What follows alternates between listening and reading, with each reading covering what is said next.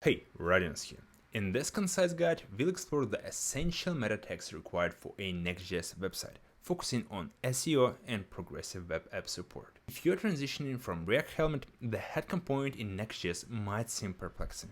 Fear not, I'll simplify it for you. Moreover, you'll find all the reusable components and functions discussed in this video in the React Kit repository listed in the description. In Next.js, the head component is utilized to insert meta tags into the page head section. It's important to note that Next.js has two distinct head components, which should not be confused. The first one is exclusively used within document.tsx file. This is where we define meta tags that remain constant across all pages and are not subject to change. They cannot be overwritten by the head component used in individual pages. React Kit offers a reusable component named document meta tags for defining meta tags that are consistent across all pages. This component includes links to the manifest file and a viewport meta tag.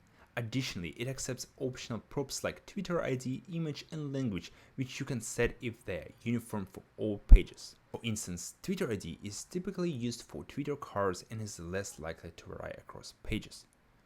If your site doesn't support multiple languages, you can set the language prop to English. The image prop is particularly useful for social media sharing as it determines the preview image of the page. For blog, you may want to customize this image for each page. However, for websites where unique preview images are not necessary, setting it once in the document head is sufficient. Also utilize the icon meta tags component within the document's head, as the icon remains consistent throughout the app. This component encompasses all essential icon images for your website, including those required for progressive web app support.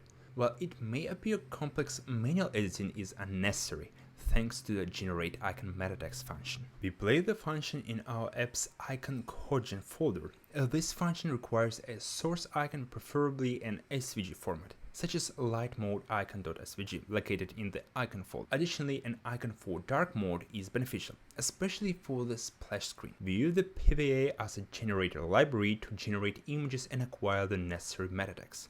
The output images are directed to the public images icon folder, and we specify the path to the manifest.json file, which contains various icon sizes. This function is customizable to fit specific requirements. Typically, the process involves generating icons for light mode first, then dark mode, and finally the favicon, as it should ideally have a transparent background. After PWA as a generator completes its task, we extract the meta tags from the output, eliminate duplicates, and integrate them into a component. Given that our project is structured as a monorepo with multiple packages involved in code generation, we utilize a reusable create.ts file function from a codegen package. This function formats the file content prior to saving it to the file system and appends a comment to the beginning of the file, indicating that it's auto-generated.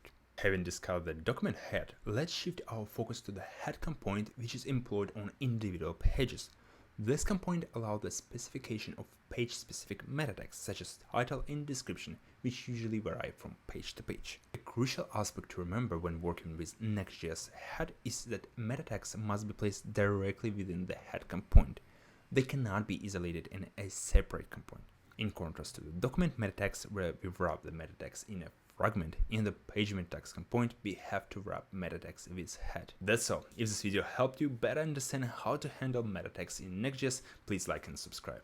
Become an effective 10x programmer with my productivity app at increaser.org.